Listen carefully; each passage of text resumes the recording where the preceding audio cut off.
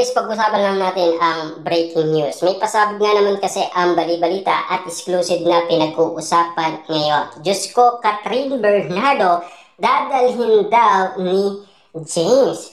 Pero titignan naman natin yan kung ano ang masasabi ng karamihan. Na alam niyo naman siguro, si Catherine Bernardo ay sikat na yan.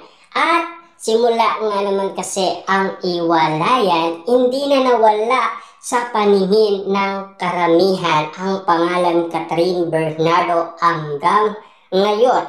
Meron ba kayong nabalitaan si James ay laging napapag-usapan sa social media kung hindi siya nadidikit kay Catherine Bernardo? Ibig sabihin, dahil nadikit ang pangalan ni James kay Catherine Bernardo, kaya nga naman kasi napapag-usapan, di ba? Na alam niyo naman siguro, kapatner kasi ni Catherine Bernardo si James sa teleserye. At ayon umano sa balita, bagamat malakas ang bulong-bulungan na magsasama sa iisang proyekto sina Catherine Bernardo at James, wala pa naman opisyal na paayag ang Kapamilya Network ukol dito. Hindi pa rin kasi nagkakaroon ng story kung ang nasabing project para i-green light na ang kanilang tandem.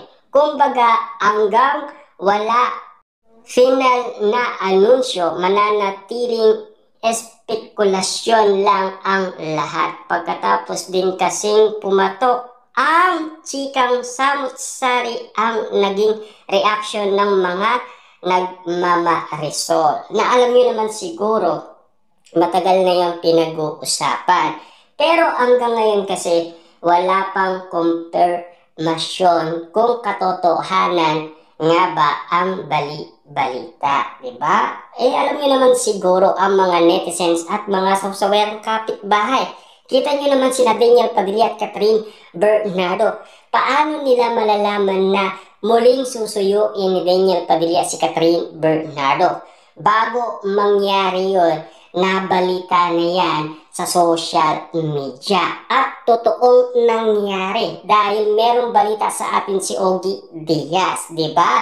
Yun ay na balita noong 2024 dahil sa ganap na Christmas special. Ayon pa sa karagdagan balita, meron excited at meron din naman hindi pabor sa kanilang team up.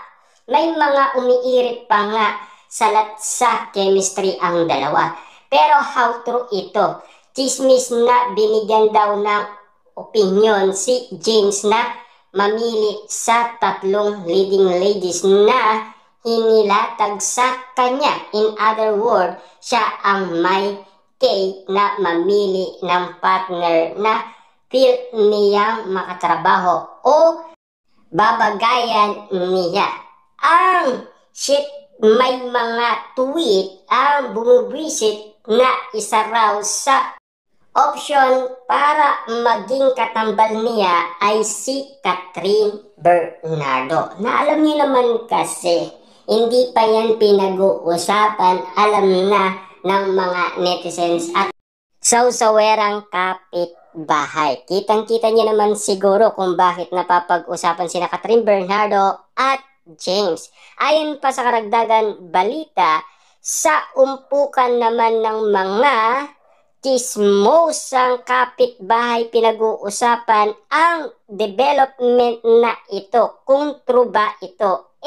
Di bongga si James. Ibig sabihin, ang laki ng pananalig ng kanyang network sa kanyang drawing power. May mga nagmamaldita naman, may react na nagsasabing dadalhin ni James si Catherine Bernardo and not the another way around.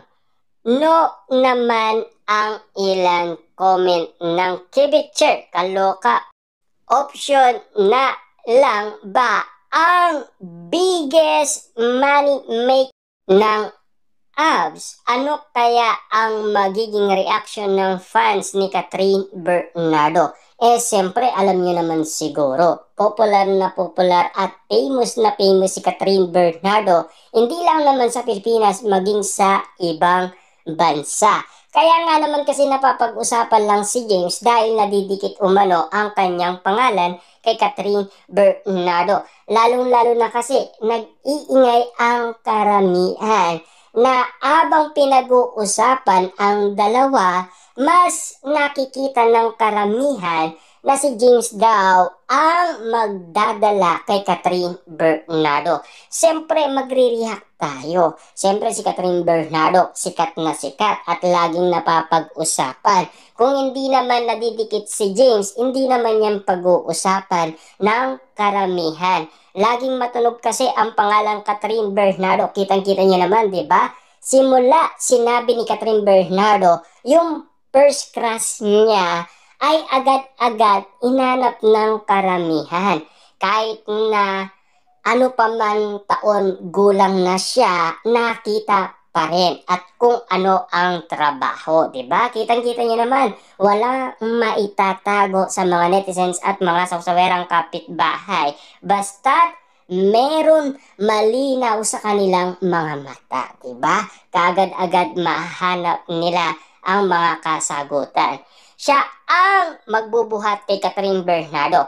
Well, baka naman may bagong pangiliti ang Kat James kasama ba sa option sina Lisa at Isa kung matuloy enough of the pabebe rules. Yan kasi ang mga sinasabi ng karamihan. Na alam niyo naman siguro, Catherine Bernardo ang magiging kapartner ni James. Yan na kasi ang pinag-uusapan ng karamihan.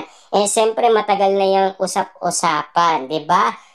Hindi pa kasi tapos ang Hello Love Again, alam na kaagad ng mga netizens at mga sawsawerang kapitbahay kung ano ang magiging project ni Catherine Bernardo. Kahit wala pang balita galing umano sa ABS-CBN. Siyempre, alam niyo naman siguro, meron talaga silang nalalaman. Na alam niyo naman siguro, matagal na yung usap-usapan at pinagkakaguluhan at pinagpepestaan. Depende na lang kung makatotohanan ang kanilang paniniwala at ang kanilang prediksyon sa mga sinasabing si Catherine Bernardo at James ang magpapat